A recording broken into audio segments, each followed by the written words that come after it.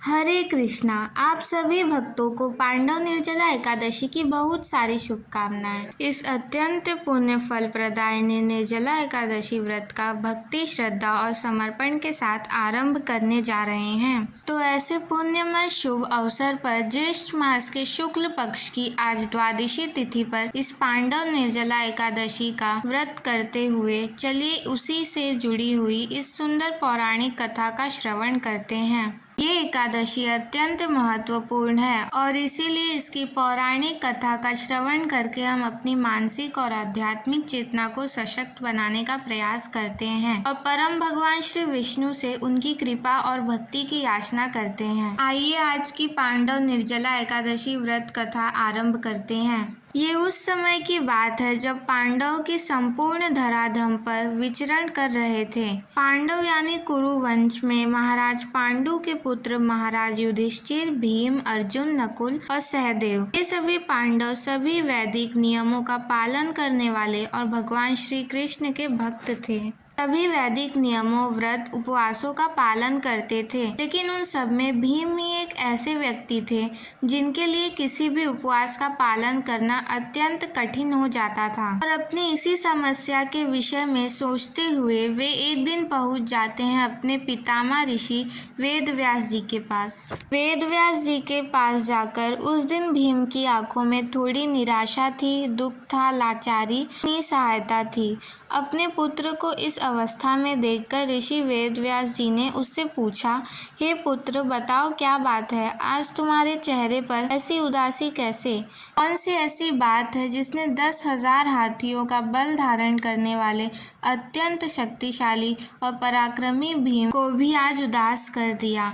ये सुनकर भीम एक छोटे बच्चे की तरह रोते हुए वेदव्यास जी के चरणों में गिर पड़े। उनसे इस प्रकार कहने लगे, हे पितामह, आप तो जानते ही हैं, मेरे भ्राता महाराज युधिष्ठिर, अर्जुन, नकुल, सहदेव, द्रौपदी भी और माता कुंती भी, वे हर मास में आने वाली प्रत्येक एकादशी तिथि का पालन करते हैं। वे सभी भगवान श्री कृष्ण के प्रति अपनी दृढ़ निष्ठा और भक्ति को दर्शाते हुए सभी नियमों का पालन करते हुए उपवास भी करते हैं और वह सब मुझे भी एकादशी का व्रत करने के लिए कहते हैं। लेकिन मैं क्या करूं पितामह, मुझसे उपवास नहीं हो पाता। मैं जानता हूं यह एकादशी व्रत सबसे महान है, सभी व्रत और उपवासों में श्रेष्ठ माना गया है और इसी से हमें आध्यात्मिक जगत की प्राप्ति हो सकती है। लेकिन मैं निसहाय हो चुका हूं, आप ही मुझे बताइए मैं क्या करूं? यह सुनकर वेदव्यास जी मुस्कुराए और उन्होंने कहा, हे वत्स, एकादशी तिथि सबसे महानतम पुण्य फल प्रदान करने वाली तिथि है। अगर किसी कारणवश तुम और किसी व्रत उपवास का पालन नहीं कर पाते तो कोई बात नहीं, लेकिन हर मास में आने वाली यानी शुक्ल पक्ष और कृष्ण पक्ष, ये दोनों मास में आने वाली दोनों एकादशी तिथि का व्रत करना अत्यंत आवश्यक है। और जो भी मनुष्य इस एकादशी व्रत का पालन नहीं करता है और उस दिन अन्न ग्रहण करता है, उसे महाभयानक नरक में जाना पड़ता है, क्योंकि एकादशी के दिन पाप पुरुष स्वयं इस अन्न में प्रवेश कर जाते हैं और जो पाप करते हैं उन्हें तो नरक का रास्ता वैसे ही स्पष्टता रूप से दिखाई देता है। इसीलिए तुम्हें प्रयास करके एकादशी का व्रत अवश्य रखना चाहिए। अब महर्षि वेदव्यास जी की ये बात सुनकर भीम और ज्यादा उदास हो गए। रोते हुए, बिलखते हुए महर्षि वेदव्यास के चरणों में गिरकर अपने अश्रुपद द्वारा उनके चरण प्रक्षालन करने लगे और फिर से उन्हें कहने लगे, लेकिन मैं क्या करूं पितामह, मेरे लिए एक पूरा दिन तो क्या, एक क्षण भी, एक समय भी बिना भोजन के रहना असंभव है। मैं भूखा नहीं रह सकता। और आप तो जानते ही हैं कि मेरे पेट के अंदर वृकोदर नाम की अग्नि 24 घंटे जलती रहती है। अगर मैं बहुत सारी मात्रा में अन्न भोजन नहीं करता हूँ तो मेरा पेट कभी नहीं भरता है। इस वृकोदर अग्नि को शांत करने के लिए मुझे भोजन करना ही पड़ता है।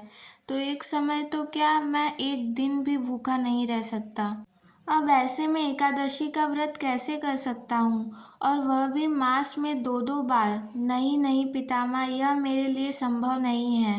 हाँ, मैं एक कार्य अवश्य कर सकता हूँ। मैं ऐसा कर सकता हूँ कि मैं वर्ष में सिर्फ एक दिन बिना अन्न और बिना जल के रहने का प्रयास कर सकता हूँ, लेकिन सभी महीनों में 2 बार मेरे लिए असंभव है, इसीलिए अब आप ही मुझे बताइए कि मुझे क्या करना चाहिए। आपने तो स्वयं वेदों की रचना की है, आपको तो सभी ग्रंथों का सार पता है, सारे नियम पता है, आप ही मेरी रक्षा कर सकते हैं।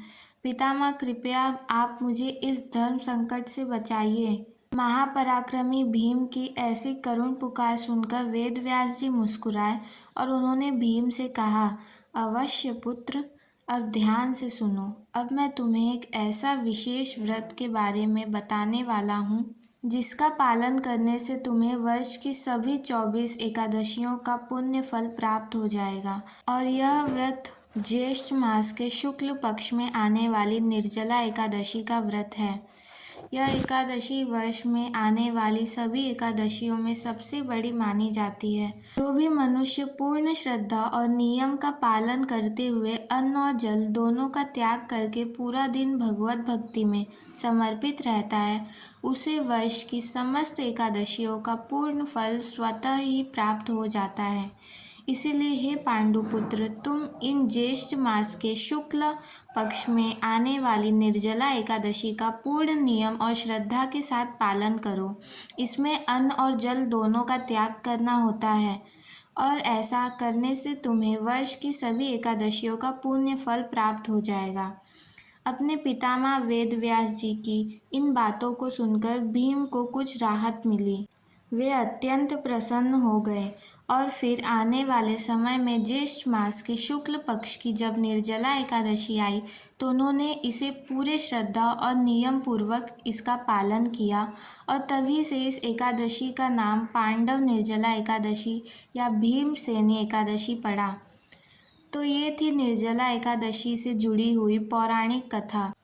और हाँ, अगर आप हमारे इस वैदिक ज्ञान के प्रचार कार्य की सराहना करते हैं और इस कार्य में अपना योगदान देना चाहते हैं तो प्लीज़ इस चैनल को सब्सक्राइब करें ताकि हम आपको इसी तरीके से भगवान श्री राम, श्री कृष्ण और सभी भगवान की कहानियाँ और वेद पुराण के ज्ञान के साथ साथ हर एकादशी पर हम आपको कहानियाँ सुनाएं।